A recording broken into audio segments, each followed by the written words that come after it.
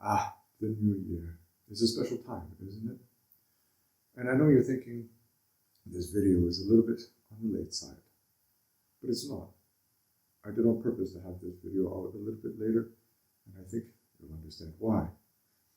Because let's face it, when it comes to New Year's, we gather with friends, family, we party, and then we start thinking about our New Year's resolutions.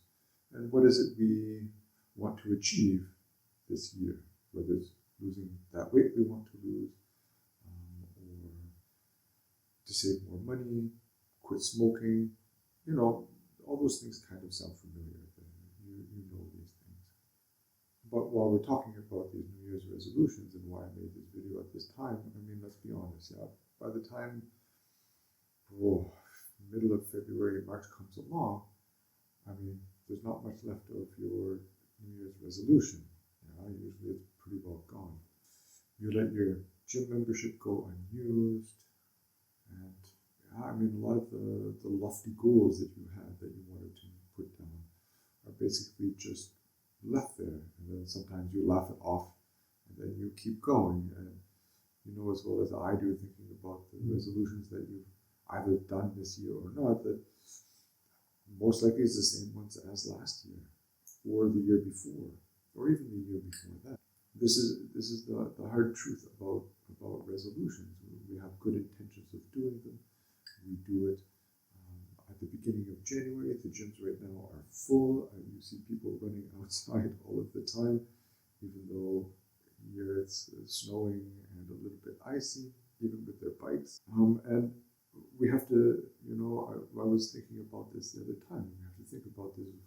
Why do these resolutions go away by the middle of January, February, and then by March they're completely gone? And for 80% of the people, if you're ever one of those guys that go to the gym often or anything else like that, you notice basically you're back to being the same crew you were beforehand. And I think one of the reasons for this is, to put it simply, is your why. The why is not strong enough, it's not deep enough, it's not meaningful enough for you to push through and keep doing it, and to have the discipline to do it. And discipline will outweigh will any day. I'll have another video on this, we can chat about it. But I am a strong believer that discipline always overrules will. So let's get back to this resolution thing and this idea of why the strong isn't good enough. And I think it's because a lot of times we're doing the things that we think we should do, but we're not doing things that we want to do or that make us happy to do. And then there's no more of this drive or this consistency to stick to it and to get along and do it. And the thing is with the whys and doing a resolution like that. We've all been there. We know this. I'm not immune to this thing either. I've done those kinds of things also, and it's not an easy thing to overcome. And let's take for example, the losing weight. This is most of the things that people want to do at this time is they want to do is to lose weight, but a lot of the times because they think that this is what people say they should do, so then they think, okay, then I will lose weight and I will do that instead. And it's not necessarily, that's not strong enough to allow you to keep going. That's pretty weak motivation. That's not going to keep you going on those dark days when you want to be outside, either going for a speed walk early in the morning or for a jog. That's not the thing that's getting you out of bed to do it. And so if you have the same resolution as last year or the year before and everything else like that, it's okay. It means that you wanted to do it, but also that really figure out, why do you want to do this? And it really has to be a deep personal connection. There has to be a really personal reason why you want to do this. Maybe it's, people say that they want to feel more energetic. they want to be with the kids or to be around the kids, those kinds of things. And for, I mean, doing it for the kids is great. And also, because your wife says you have to lose weight or whatnot. Okay, sure, that's great. And you want to make her happy, so you come up with this resolution because this is what you want to do. But I mean, if that's enough for you, that's enough for you. But for a lot of people, that's just not enough. You have to want to do this. You can't do this for anybody else. Doing it to be around the kids is great, but don't do it for the kids. There's a difference here. Let you think about it. There's a difference between doing for the kids and doing it to be around the kids. There's a difference there between the two of them. And even that there will change your mindset into maybe having a better reason as to why you're doing what you want to do in that sense. So another big reason, I think why is one of the biggest things. But I also think that some of the other reasons for this here is, and was also one of the big ones, is that our goals are quite vague. If you think about it, somebody says, I want to get fit, and you write it down. But what does that mean? What does get fit mean for you? This is a pretty big goal. This is a pretty big chunk of meat here that you're taking off all at once. And I think that's the other downfall in a way, is that goals are too vague, and also too big to take on. So my advice is always to take smaller steps. So make yourselves think of having like key moments where you say, I want to be able to, let's say, walk up and run up the stairs in a month's time without losing any breath. Okay, so how do I come from that? How do I get to that? So I start walking every day up and down the stairs. So break it down small. Don't always have it on this big thing. Even those small little things that you do every single day is going to accumulate over the year into something big. And then your health will change and all those kinds of things as you want it to.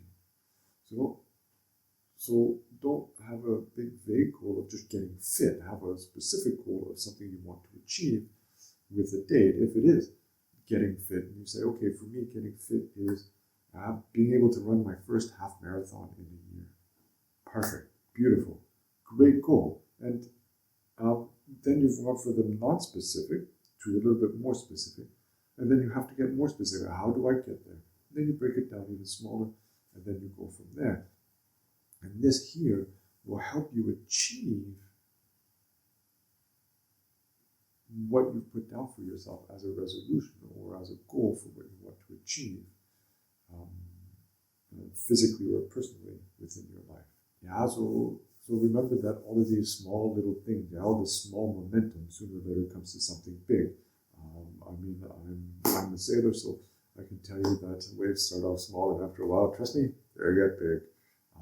And all of this accumulates over time and over distances. And the other thing that I see with these resolutions as a problem is that a lot of people, I had this with my children sometimes, where they didn't want to do anything because they weren't perfect at it. Any of you who are parents, my kids are much older now, having kids of their own, but as teenagers or even as young kids, if it wasn't perfect, they didn't do it because they thought they had to be perfect the minute they started doing something. And this doesn't work, and it was always a thing to do. So I would always use the example of a piano. To become a good pianist, you have to practice all the time. You have to do something to be able to get better, because it's a skill that you learn over time. So here's the same thing with the resolutions. Yeah, don't come off saying, well, if I can't run 5K, then I'm not running because I can't run 5K. Well, then there are other efforts that, trust me, will get you to run 5K in a month very, very quickly. You can see them on YouTube. You can see there are a whole plethora of really good trainers and personal trainers who are able to teach us, who teach us very, very well. I teach it also myself. I teach more of the slow runners to begin with. You don't win marathons with it, but you can go pretty far with it. So it's not about aiming. So it's about looking again here for progression. You're looking for progress. You're looking for these small wins that will motivate you to keep going into that larger goal. In this way here, it will hopefully stop you from dropping off in March and allow you to keep going longer than everybody else. And hopefully, I really do mean this, that you achieve the goal that you set, because I want you to achieve the goal. That's the point. This is the point why I'm a yoga teacher. This is the point why I do orthopedic rehabilitative sports here in Germany. This is why I do all of these kinds of things, because I want people to succeed. I want them to be healthier and have a better quality of life. And so don't go for perfection here. Go for the small progress and the small wins, and those things will allow you to just go and be like motivated to keep going. The other thing that helps is always to have somebody who keeps you accountable. And that's either having a partner that does it with you, or having a friend or something like that that joins you, whether it is in person, online, or even only through a chat or through WhatsApp or something that tells you, dude, you up right now? Let's go. I'm up and getting out the door. Hope you are too. Yeah, so getting also this support group,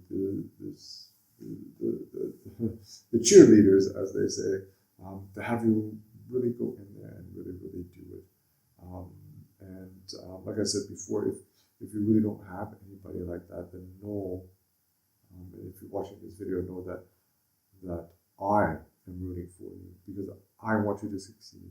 I told you before, I want everybody to be able to succeed in the goals that they set, and also, especially when it comes to the health goals that they set and the physical goals that they set. So know that there's somebody out here who's rooting for you and who wants you to succeed. So, to put it broadly and to close this off, because it's getting kind of long, and I sometimes get off tangents a little bit. I'm known for that. Yeah. Anyways, so let's start thinking about it and start to think about how you can break this cycle. Yeah, of wanting to do a resolution and breaking it off, and wanting to do it again and breaking it off. So find out how for you this will go. And my first thing again is, like I say, find a really compelling why.